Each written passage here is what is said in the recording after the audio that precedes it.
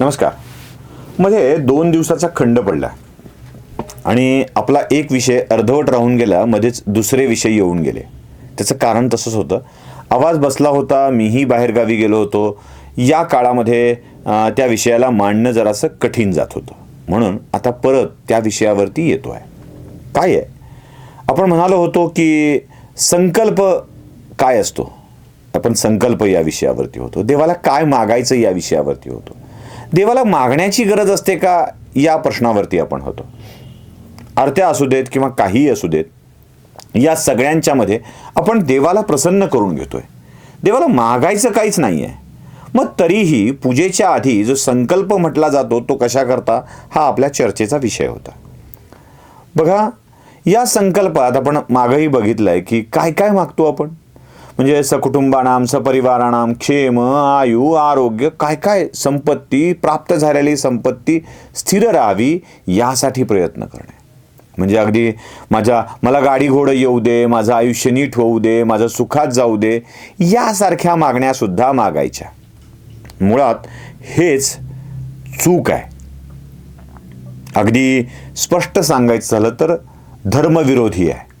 म्हणजे आपण विवेकानंदांची कथा पाहिली, ज्ञानदेव विवेकदेव वैराग्यदेवाली. आपण आरत्या बघितल्या. मग देवाला मागायचं काय आहे, ज्ञानदेवांचं उदाहरणही आपण बघितलं. अगदी आपल्या वाग्यज्ञानी ईश्वर प्रसन्न झाल्यानंतर ज्ञानदेवांनी काय मागावं, तर जे खळांची व्यंकटी सांडोत या सत्कर्मी अतिवाढ भूता परस्परे जडो मैत्र जीवांचे. दुरितांचे तिमिर जाण्याची अपेक्षा तिथे व्यक्त करायची आहे. मग जर मागणं असं असेल तर मग देवाकडं कशाला उगीच आपण मागत बसतो. काय मागायचं असतं. मुळात देव भेटल्यावर काही मागण्याची स्थिती असते का, हा सुद्धा प्रश्न आहे. मग येतो आपण शेवटी. तुम्हाला मी म्हटलं होतं की एक विषय अजून शिल्लक आहे आणि तो म्हणजे मंत्रपुष्पांजली. मुळात मंत्रपुष्पांजली काय आहे तर वेगवेगळ्या वेदांच्या मधल्या ऋचांचं एकत्रीकरण करून तयार केलेला एक मंत्र, ज्या वेगवेगळ्या मंत्रांना आपण एकत्रितरित्या म्हणतो. मंत्रपुष्पांजली कधी म्हणायची आहे, अगदी सोपं आहे. मंत्रपुष्पांजली म्हणण्याचा काळ आहे तो म्हणजे पूजा झाली, आरती झाली, सगळं झालं की आपल्या हातामध्ये अक्षता घ्याव्यात, अक्षतांना घेऊन उभं राहावं, मंत्रपुष्पांजली म्हणावी आणि ते परमेश्वराला अर्पित करावेत. मी हात कसा करतोय बघा, परमेश्वराला अर्पित करावेत. आपल्याकडं अक्षता घेतल्या जातात, अशा हातात धरल्या जातात, त्यात फुलं बिलं कुस्करून टाकली जातात आणि मग मंत्रपुष्पांजली संपल्यानंतर त्या अशा वाहिल्या जातात. हे असं नसतं टाकायचं, हे असं व्हायचं असतं, अर्पण करायचं असतं, त्याच्या चरणावरती अर्पण करायचं असतं. इदं नमम ही भावना असली पाहिजे. बरं, मंत्रपुष्पांजलीनी अशा अक्षता अभिमंत्रित होतात का? म्हणजे मंत्रित अक्षता घरभर पसरल्या की मग घरात कसं मांगल्य राहतं असली काही भावना त्या मागं आहे का? अजिबात नाही, ते पण नाही आहे. मग काय आहे? मुळात मंत्रपुष्पांजलीचा अर्थ समजून घेण्याची आवश्यकता आहे. मग आपण मंत्रपुष्पांजली काय आहे हे लक्षात घेऊ शकू.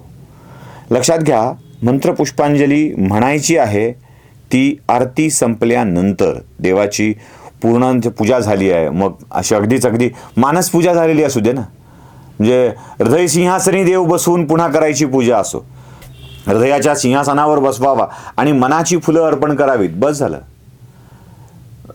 मंदिरातली आपल्या नेत्रांची ज्योत जरी करून लावली तरी बस झालं.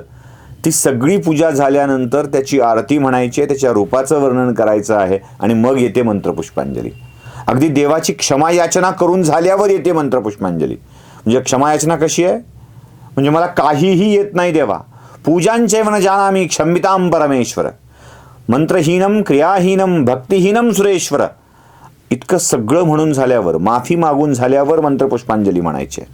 आणि त्याचा अर्थ काय आहे, देवा माझ्या या पूजेने तू प्रसन्न झाला असशील आणि प्रसन्न झाल्यानंतर आता तुझ्याकडं मी काही मागतोय. ते काय मागतोय, मंत्रपुष्पांजलीचा अर्थ समजून घेऊया, मग कळेल आपल्याला. काय मंत्रपुष्पांजलीचा अर्थ जरा बघू. देवांनी यज्ञाद्वारे यज्ञरूप प्रजापतीचे पूजन केले. यज्ञ व तत्सम उपासनेचे ते प्रारंभीचे धर्मविधी होते.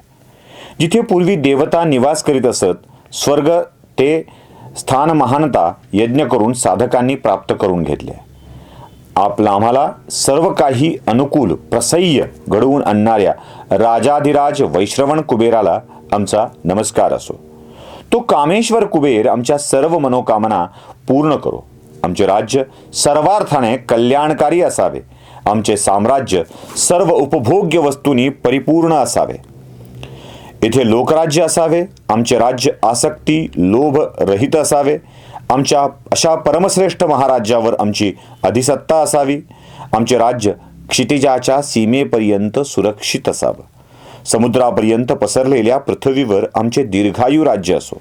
आमचे राज्य सृष्टीच्या अंतापर्यंत म्हणजे परार्ध वर्षापर्यंत सुरक्षित राहो.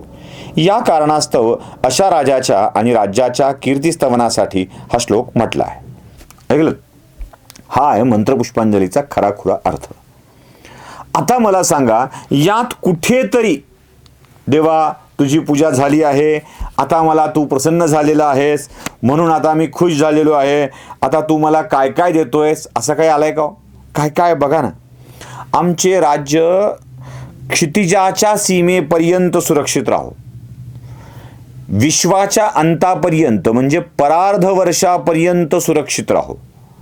आम्ही अशा साम्राज्याचे धनी बनोत की जे साम्राज्य सर्व शक्तींनी सर्वार्थानं कल्याणकारी असावं.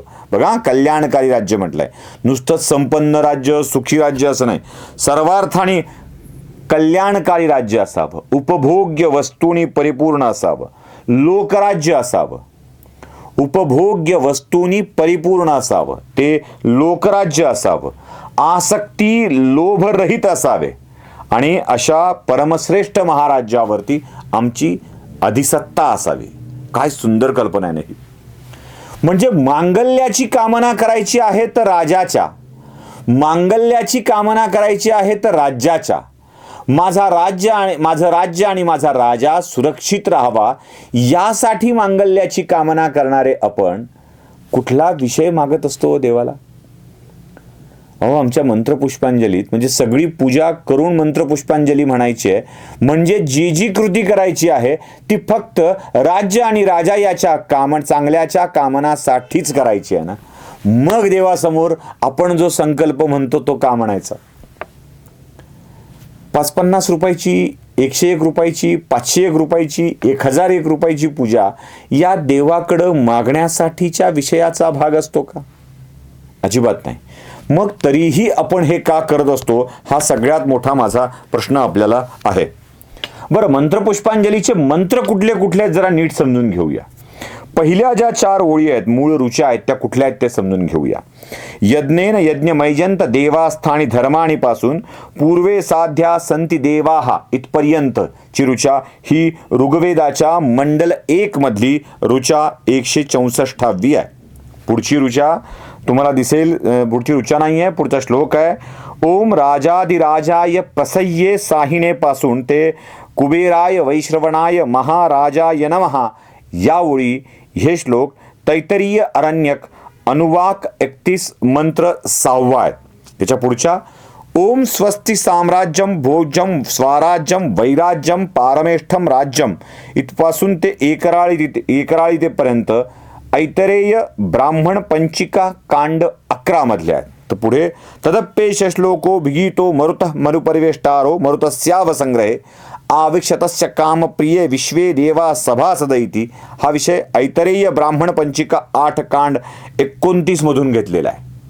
म्हणजे ऐतरीय ब्राह्मण पंचिका, त्यानंतर तैतरीय अरण्यक अनुवाक आणि ऋग्वेद यातून घेतलेल्या या वेगवेगळ्या ऋचा श्लोक आहेत ज्यांचं एकत्रीकरण करून आपण म्हणत असतो. हे का म्हणतो हे जरी आपल्याला कळलं तरी पूजा का करतो हे आपल्या लक्षात येऊन जाईल. तेवढंच लक्षात घेतलं तरी पुरेसं आहे. नमस्कार.